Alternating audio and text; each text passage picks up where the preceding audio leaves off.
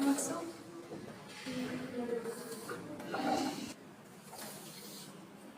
Mau duduk sebentar, Mbak? Ini boleh? Boleh, silakan duduk. Terima kasih. Ya. Boleh dulu. Sebelumnya izin untuk perkenalkan diri. Nama saya Sumarti, Mbak boleh panggil saya Risma, boleh panggil saya Marti, boleh panggil Mbak, sebelum Mbak yang namanya aja ya Mbak. Ya. Sebelumnya Mbak namanya siapa? Saya izin perkenalkan diri juga ya, Mbak. Nama saya Amelia Sari, boleh Mbak panggil Amel. Biasanya sih dipanggil Amel aja. Ya udah, saya panggil Mbak Amel aja ya Mbak. Ya, boleh. Mbak asal mana kalau boleh tahu? Saya asal dari Ciamas, kebetulan dekat dari Ciamas, desa Cempang. Lumayan dekat ya Mbak. Sebelumnya Mbak tahu saya itu dari mana ya Mbak? Kebetulan saya tahu Mbak Risma itu dari teman saya. Teman saya merekomendasikan ketika saya mencari konselor, katanya saya punya kenalan konselor nih, namanya Mbak Risma. Jadi kayak ya udah deh, saya ikut rekomendasi dari teman saya. Begitu. Kemudian sebelumnya Mbak Amel pernah melakukan konseling belum? Kebetulan ini pertama kali saya konseling, Mbak. Oh, baru pertama kali ya. Alhamdulillah saya sangat tersanjung karena Mbak Amel itu pertama kali konseling dengan saya. Terima kasih ya Mbak, saya sangat tersanjung. Ya, sama-sama. Baik Mbak, di sini kita akan melakukan layanan konseling individual, yang dimana layanan konseling individual itu adalah suatu jenis layanan yang dilakukan oleh konselor untuk saya dan konseling untuk Mbak secara face to face. Sekarang ini kita depan-depan di dalam ruangan yang tertutup. Nah, tujuannya itu untuk mengatasi masalah yang dialami klien yaitu Mbak dengan secara mandiri dan mampu mengendalikan diri. Kenapa dengan secara mandiri? Karena ditakutkan ketika Mbak mempunyai masalah yang sama, jadi Mbak bisa melakukannya secara sendiri, melakukan atau mengatasi masalah itu tersendiri. Seperti itu Mbak. Sampai sini sudah paham? Bisa juga. Baik, kita lanjut ya Mbak ya. Nah, selanjutnya itu yang dimana di dalam layanan konseling individual itu ada yang namanya asas. Akan tetapi dalam bimbingan konseling, asas itu ada 12 asas. Nah, tapi yang perlu Mbak ketahui, dalam layanan konseling individual ini Mbak hanya cukup mengetahui 5 asas tersebut, yang dimana asas tersebut yaitu pertama itu adanya asas kerahasiaan, yang kedua asas kesukarelaan, yang ketiga asas keterbukaan, dan yang keempat itu ada asas kekinian, yang kelima asas keputusan di tangan klien. Nah, yang dimana asas yang pertama itu asas kerahasiaan. Di sini saya akan merahasiakan apapun yang Mbak ceritakan kepada saya. Mbak jangan khawatir takut saya menceritakannya. Insya Allah saya akan merahasiakan apapun permasalahan, apapun yang Mbak alami kepada yang Mbak alami tersebut. Nah, sebelumnya juga saya pernah disumpah konselor agar tidak membocorkan rahasia konseling seperti itu. Nah, yang kedua itu adanya asas kesukarelaan. Mbak tadi datang ke sini sukarela apa karena terpaksa Mbak? Sukarela, saya datang sukarela. Jadi asas kesukarelaan ini yang dimana Mbak harus sudah sukarela menceritakan permasalahan, menceritakan permasalahan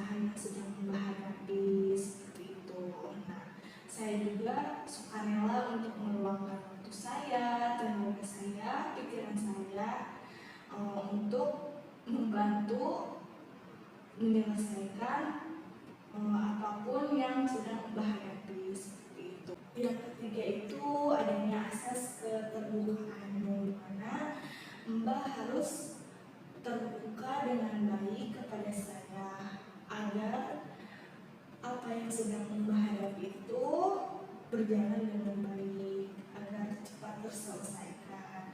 Nah, dari awal juga sudah saya bilang kan asas kerahasiaan, di mana saya akan merahasiakan apapun yang Mbak ceritakan kepada saya, dan Mbak juga sudah sukarela untuk bercerita kepada saya. Nah, kemudian yang ketiga itu adanya asas keterbukaan. Jadi Mbak harus sudah terbuka kepada saya, apapun yang Mbak alami itu ceritakan kepada saya dengan sebaik-baiknya.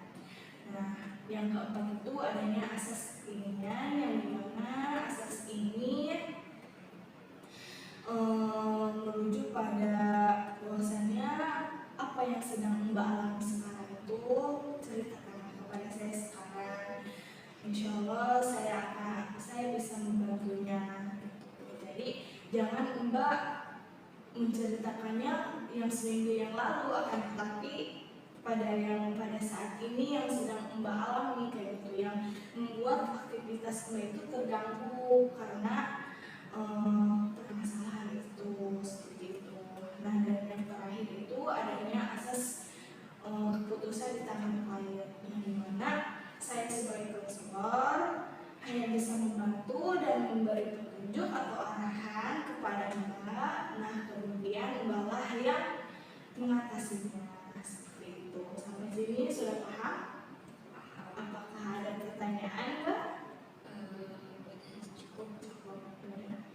Baik, kalau cukup kita lanjut ya Mbak ke tahap selanjutnya.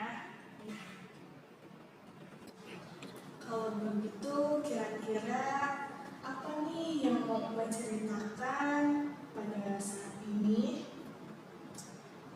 Baik, jadi gini, saya mau bercerita kepada Mbak Risma pertama dari masalah awal mula terjadinya keresahan yang ada dalam diri saya itu. Pertama seperti ini Mbak, pada waktu saya lulus SMA, ketika saya lulus SMA kebetulan saya tidak langsung kuliah coba, saya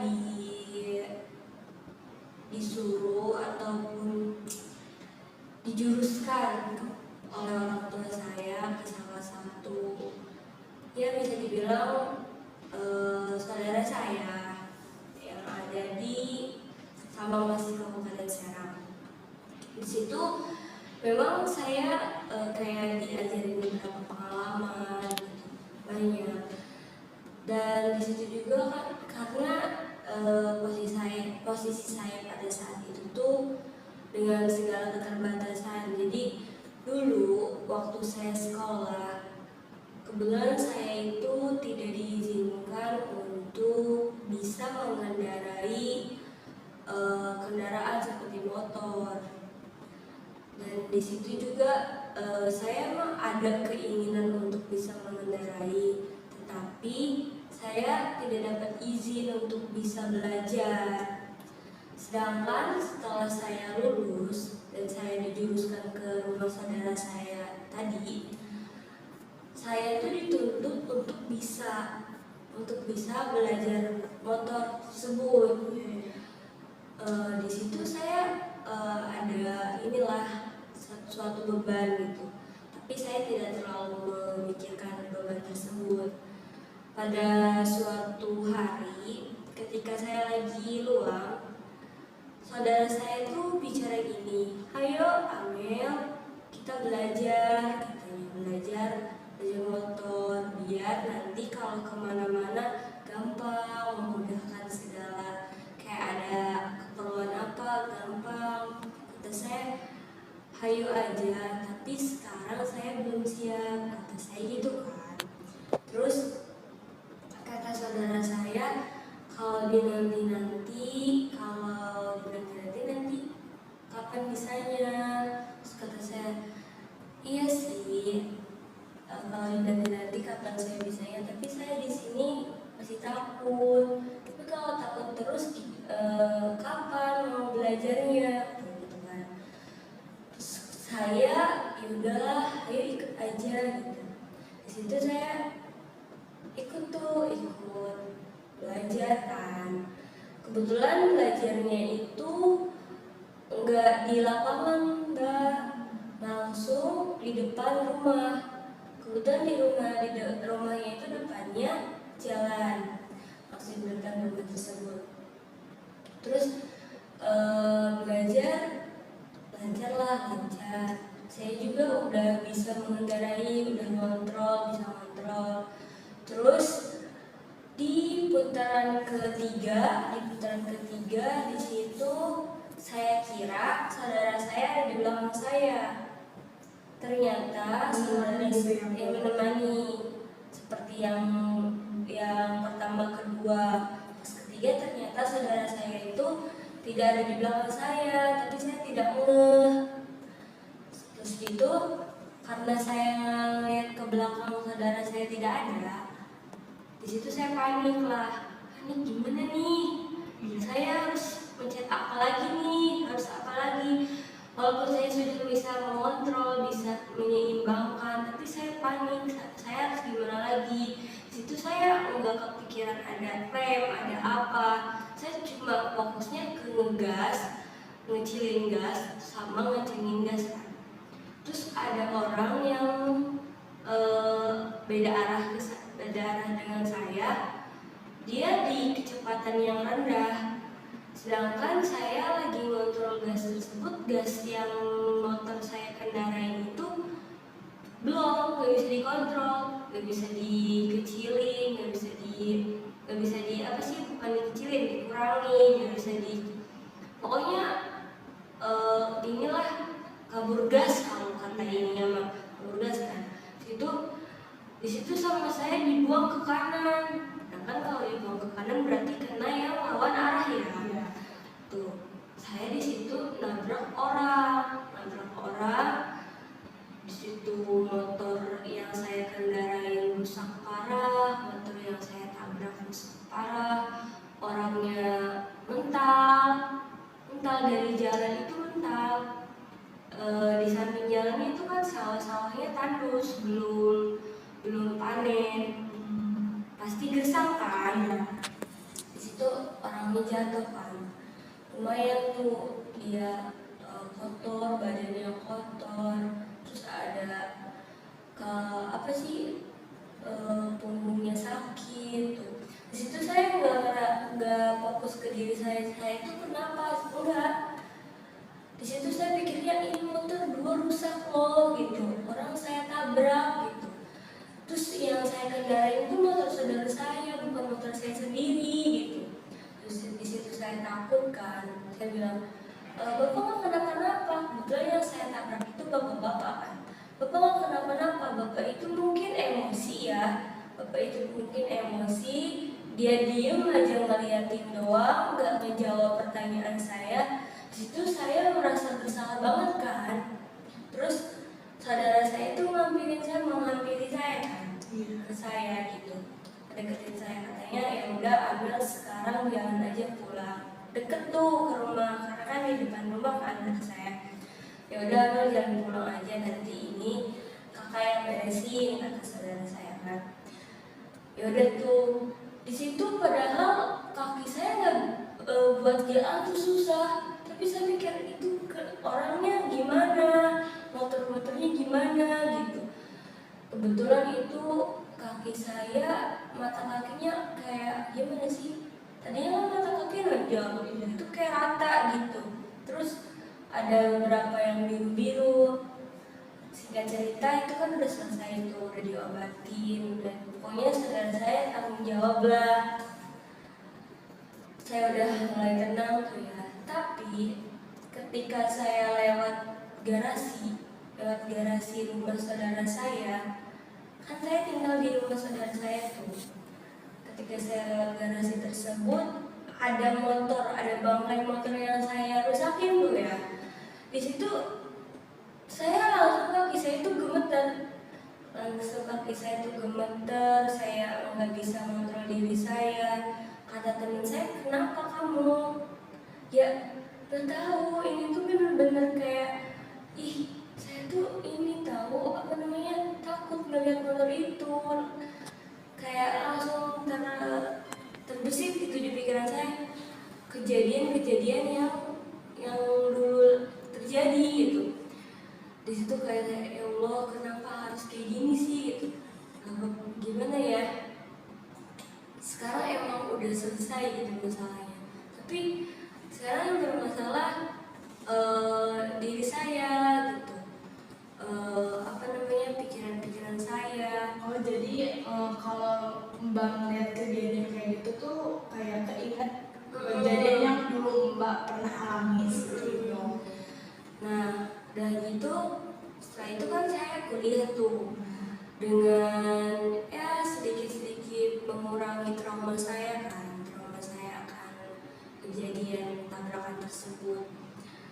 Udah mulai mendingan tuh, tapi saya belum bisa kayak kalau diajak ayo Mel belajar motor lagi, kan sekarang kuliah butuh tuh kayak buat kemana-mana biar gampang kuliahnya. Orang kuliahnya deket dari Ciamis ke Serang bisa PP. Tapi saya di situ kayak kalau ada kata-kata tersebut bukannya memotivasi diri saya, tapi buat beban ke diri saya. Entah apa yang saya pikirin, tapi itu tuh beban kepada diri saya. Saya pengen belajar, saya juga mikir orang tua saya gitu, yang katanya hayo Mel biar gampang, biar memudahkan Amel. Tapi saya tuh belum bisa gitu berdamai sama diri saya, belum bisa. Habis gitu saya pernah nyoba tuh belajar kan sama tetangga saya. Saya bisa kalau di lapangan sendiri, tapi kalau misal saya turun ke jalan, saya melihat ada pengendara lain, di situ saya pasti ngerem mendadak. Entah apa itu, saya juga bisa ngendalin, harus setiap ada pengendara lain pasti saya ngerem gitu. Terus tetangga saya bilang, kenapa ngerem gitu, terus aja orang gak bakal nabrak. Tapi di pikiran saya nanti kalau ada pengendara lain, saya akan tabrakan gitu. Pikiran saya seperti itu aja. Habis itu satu hari kemudian belajar lagi, saya bisa tuh kayak yaudah gak bakal nabrak nih, gak bakal nabrak gitu, bisa kan, Kayak yakin gitu ya. yakin. Setelah itu kan udah tuh kebetulan pas belajar itu lagi libur, masuk lagi lah pas semester 3 itu biasa aktivitas kuliah biasa ya. Terus itu di suatu hari saya sama teman saya keluar kampus kan, mau ke bank terdekat mengambil uang. Setelah itu kita mau balik ke kampus lagi, karena emang pas waktu itu pas mau ngambil uang itu cuma jeda MK doang, bukan udah pulang. Saya balik ke kampus. Setelah balik ke kampus itu pas di depan gedung, bukan di depan, di pertigaan gedung PPG sama gedung Padat Kuda itu, di situ ada pengendara lagi di pinggirnya. Pada waktu itu yang mengendarai itu teman saya dibonceng. Terus Tapi itu cuma berdua doang? Berdua. Terus di pinggir kita ini ada pengendara lagi. Saya nggak fokus sama yang pengendara lain lah, saya lagi ngobrol sama teman saya. Terus kita biasa enggak dalam keadaan kecepatan tinggi, enggak, biasa aja gitu. Tapi kan itu tikungan ya, di bundaran itu tikungan kan. Terus itu lagi biasa tuh, tiba-tiba yang di kanan kita, di situ posisi kita tuh di kiri mepet, kiri bener-bener kiri mepet. Yang di kanan kita itu mau nikung. Tadinya si yang pinggir kita itu lurus biasa, tiba-tiba ngegunting, tiba-tiba ngikut, otomatis teman saya nggak ada aba-aba buat ngerem dulu dah. Kan biasanya kalau yang nikung tuh ngesen apa kek, nginiin apa namanya kayak tanda-tanda informasinya gitu ya. itu dia nggak ada. Di situ juga saya lihat kalau yang si nikung yang gunting ini lagi ngelamun.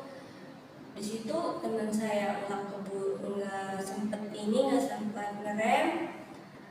Alhasil teman saya ngelaju terus, dia nikung, dia ditabrak.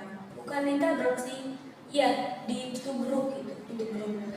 Teman saya masih di motor, si yang ditabraknya mental, udah melebihi pertigaan yang pada Buddha PPG, udah melebihi ke sana. Sayanya mental ke deket bundaran. Itu bener-bener pada saat nabrak tersebut itu gelap, semuanya gelap. Tangan saya sakit. Di situ trauma saya dari yang udah bisa memudar gitu, makin menambah-nambah, Mbak. Jadi dulunya traumanya cuma kalau saya yang bawa gitu. Kalau saya yang bawa, sekarang kalau saya yang naik juga saya takut. Entah itu nanti teman saya yang kan saya dibonceng tuh, pasti saya kan nggak bisa motor tuh. Entah itu dia ngerem mendadak, entah itu dia kecepatannya lebih tinggi, entah itu ada trek yang susah, pasti di situ detak jantung saya itu nggak beraturan, kayak entah itu tangan saya dingin, pokoknya nggak enak lah. Gimana sih orang yang punya traumatik itu? Saya nggak mau berlarut-larut dengan rasa tersebut, tapi saya tidak bisa mengontrol rasa tersebut. Nah, dengan kejadian itu apakah pas kan Mbak kan pernah 3 kali kan belajar motor tuh sebelumnya, kemudian yang yang kedua kalinya apakah pas waktu itu Mbak kayak dikasih tahu nih sama saudara Mbak, jadi ini buat rem, ini buat ini kayak gitu. Nah, jadi kan memungkinkan pas Mbak ditinggal sendiri itu jadi bisa kekontrol. Apakah emang sebelumnya belum dikasih tahu, apakah sudah dikasih tahu Mbak? Jadi kalau emang sekiranya sudah dikasih tahu, kemungkinan Mbak tidak akan mengalami hal tersebut kan ya Pak ya? Jadi gini, untuk dikasih tahu enggaknya itu kebetulan saya dikasih tahu, tapi dikasih tahunya pas pertama belajar, pas pertama naik tuh dikasih tahu ini letaknya di sini. Karena memang pas waktu saya nabrak itu dan saudara saya nggak ada di belakang saya, situ posisinya saya panik, saya mikirnya kenapa dia kok nggak nuntun saya gitu, saya belum lancar nih kok. Di situ kepikiran saya gini, kok ditinggalin sih, saya ini belum lancar nih gitu.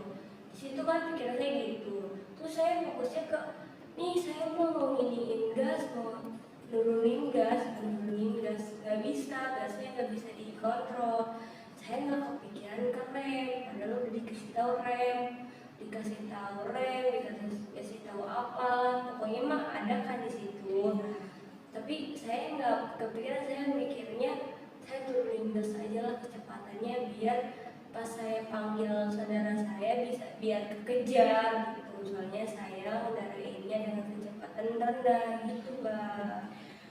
Kemudian yang membuat Mbak itu sekarang masih terluka dari emang apa dari segi badan Mbak yang lecet, apa emang dari trauma melihat kejadian itu gitu, jadi kayak parno gitu ya Mbak ya? Parno.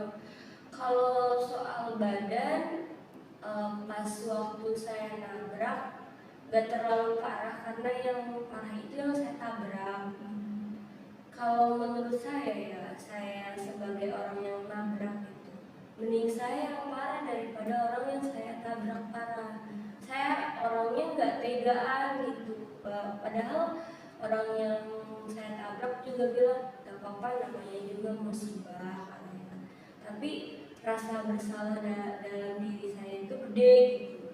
Kenapa sih saya nyakitin orang gitu. Tapi pas kedua kalinya saya tabrakan itu bener-bener kayak saya kesiksa. Tangan saya yang kanan apa kiri itu gak bisa digunain. Bukannya gak bisa digunain, kayak sedikit ada masalah dan itu gak bisa digunain untuk beberapa hari. Itu sangat mengganggu. Saya nggak bisa kuliah, saya nggak bisa beraktivitas seperti biasa, seperti itu. Terus sekarang juga setiap ada tabrakan apa, saya tuh ngeri. Tapi kalau semisal untuk saya nyebrang apa bisa kok, bisa nyebrang. Tapi kalau untuk suatu kejadian tabrakan, kecelakaan, itu saya nggak bisa ngelihat. Kalau saya lihat pasti badan saya langsung lemes, langsung gemeter, langsung kayak gelisah. Entah apa yang ada di pikiran saya, tapi kayak gelisah atau gimana, saya juga nggak bisa ngontrol diri saya tersebut. Ya, terus kemudian Mbak, kalau sekiranya nih kan yang tadi Mbak juga udah ceritakan kan yang masih bonceng itu kecelakaan yang membuat batin Mbak itu masih apa ya, masih terasa sampai sekarang kan. Apakah sekarang pun kalau dibonceng gitu sama temen ya, itu Mbak pilih-pilih nggak kayak mau dibonceng sama bapak tapi dia nggak trauma gitu, apa emang dibonceng sama temen baru dia trauma, apakah emang sama aja dibonceng sama siapa walaupun dia naik motor dia merasakan ketraumaan itu, apakah beda orang beda trauma apa gimana Pak? Kalau saya itu nggak nginin orangnya, nggak memilih orang-orangnya. Tapi kalau semisal saya dibonceng, terus yang ngeboncengnya belum ahli dalam bawa motor gitu, entah itu dia ngerem mendadak, entah itu dia kecepatannya tiba-tiba kencang, tiba-tiba rendah gitu, itu yang bikin saya kayak gelisah, kayak gemeter. Tapi kalau semisal dianya bisa ngendaliin, insya Allah saya juga bisa, saya juga bisa ngendaliin diri saya sendiri gitu. Tapi kalau masih amatiran, gimana sih kalau sesama umur saya gitu, pasti masih amatiran kan, belum terlalu lihai dalam membawa dan mengendarai kendaraan roda dua itu. Sebelumnya Pak mau minum dulu Pak? Boleh? Ya, nanti saya ambil. Masih.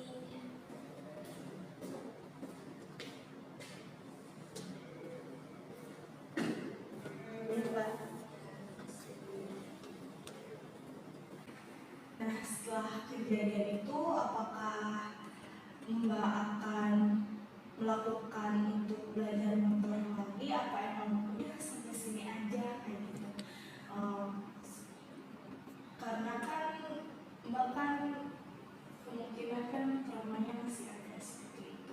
Nah, apakah emang Mbak mau tetap melanjutin nekat nih kayak mau belajar gitu, belajar lagi, apakah emang udah stop sampai di sini karena emang kan dari kejadian kemarin-kemarin itu sangat menyakitkan gitu kan bagi Mbak? Untuk niatan belajar kembali itu masih ada. Saya juga pengen bisa belajar, pengen bisa mengendarai. Ya pasti kita harus belajar dulu kan. Tapi untuk sekarang melihat kondisi saya sekarang, saya belum siap untuk belajar. Tapi pasti saya akan belajar lagi. Ya, saya paham sih dengan kondisi yang sekarang ini. Saya juga memahami betul apa yang sedang Mbak rasakan gitu. Jadi kemungkinan mungkin agak lama gitu ya Mbak ya untuk mengobati rasa tersebut seperti itu. Saya merenung atas kejadian-kejadian yang saya alami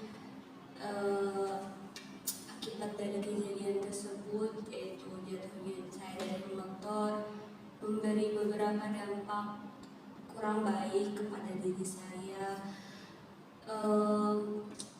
Ada dampak emosional saya yang nggak bisa saya kontrol dan lain sebagainya.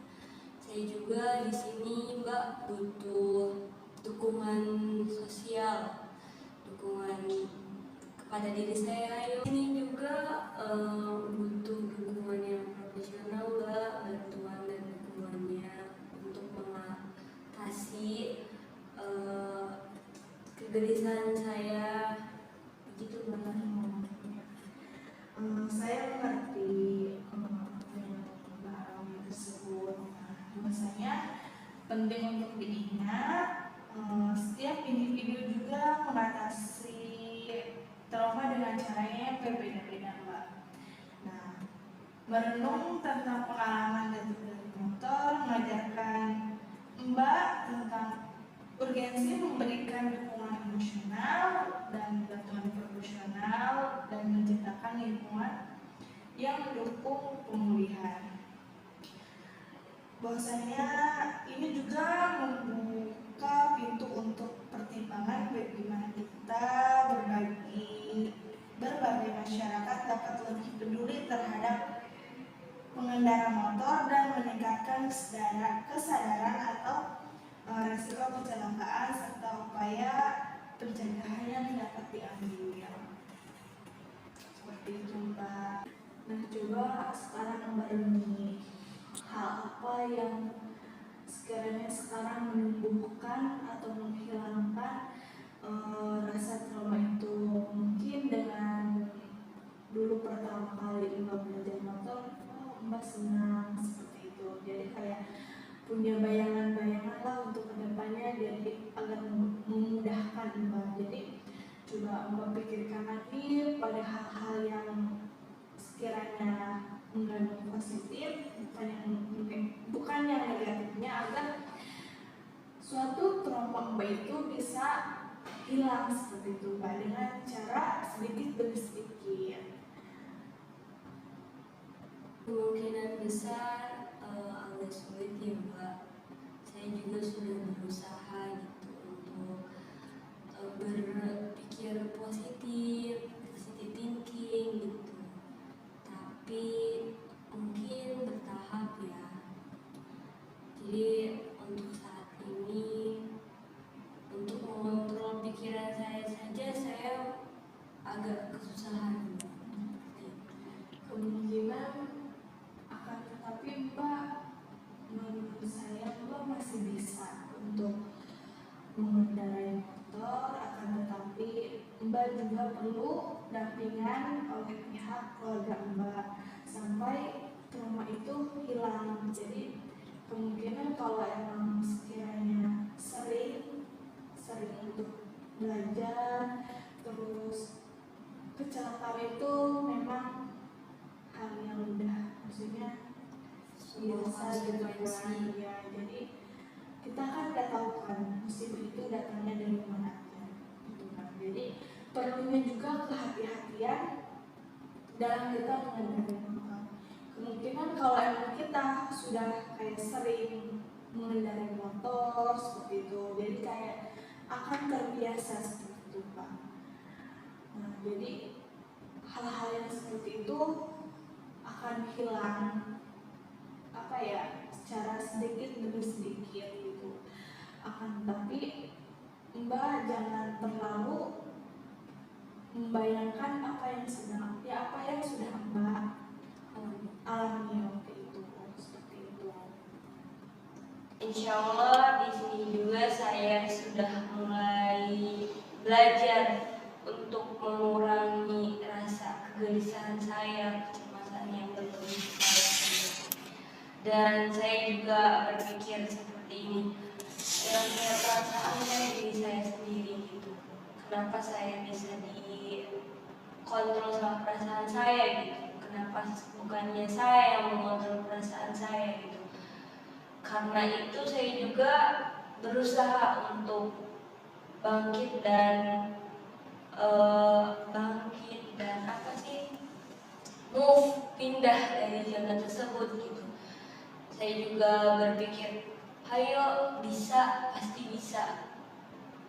Saya menanamkan ke diri saya kayak, kalau orang lain bisa, kenapa kamu gak bisa? Jadi saya nggak, walaupun emang ada traumatik di dalam diri saya, tapi saya eh, nggak sampai nggak mau belajar lagi. Saya masih pengen belajar. Ya kan, tetapi kan kita juga perlu kayak bangkit gitu. Jangan terlalu berlama-lama dalam keadaan seperti itu. Karena kan saya sebagai konselor hanya bisa membantu Mbak, setelah itu kan Mbak yang bisa mengatasi hal tersebut seperti itu. Nah, jadi apapun yang saya sampaikan tadi, semoga bisa membantu Mbak dalam penyembuhan trauma yang sedang Mbak alami seperti itu. Baik Mbak, terima kasih atas hal-hal yang telah Mbak sampaikan kepada saya. Kurang lebihnya saya juga bisa hal-hal yang telah Mbak sampaikan pada diri saya tuh beberapa ada yang memotivasi saya, yang mendorong saya untuk bangkit dari jalan ini. Dan bagaimana perasaan Mbak sekarang setelah melakukan layanan konseling tadi, Mbak? Apakah Mbak merasa masih tertekan? Apakah Mbak masih merasa ganjel di hati? Seperti itu. Mungkin kalau sekiranya Mbak masih ada ganjel, nanti kita kasus ini dialihkan kepada yang lebih profesional seperti itu, yang memungkinkan psikis Mbak itu menjadi lebih baik lagi seperti itu. Dari proses konseling saya merasa lebih plong untuk, karena saya juga sharing kepada Mbak gitu. Dan saya juga merasa ada beberapa solusi-solusi yang Mbak sampaikan kepada saya. Saya merasa kayak ringan aja gitu. Terus saya juga merasakan ayo bangkit gitu. Jadi Mbak memotivasi saya untuk bangkit dan pindah dari zona, ya mungkin zona terpuruk saya. Nah, selain itu juga saya ingin mengucapkan terima kasih kepada Mbak karena Mbak sudah mau terbuka, sudah mau sukarela kepada saya untuk menceritakan apa yang sedang Mbak hadapi seperti itu. Dan saya sangat salut gitu sama Mbak, masih bisa masih bisa melakukan rutinitas walaupun emang ketraumaan itu masih ada ya Mbak ya, seperti itu. Saya juga mengucapkan terima kasih banyak kepada Mbak Risma sebagai konselor saya pada hari ini gitu. Banyak ilmu yang bisa saya dapat dari konselor hari ini.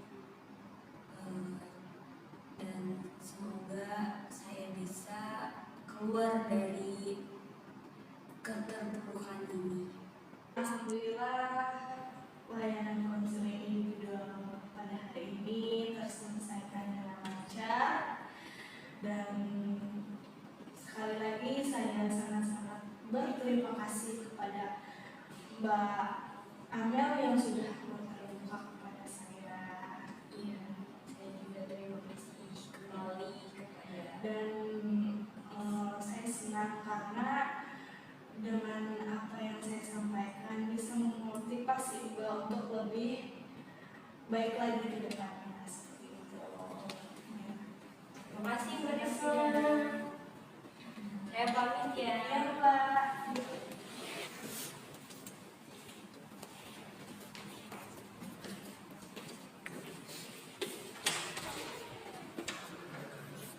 Assalamualaikum. Salam.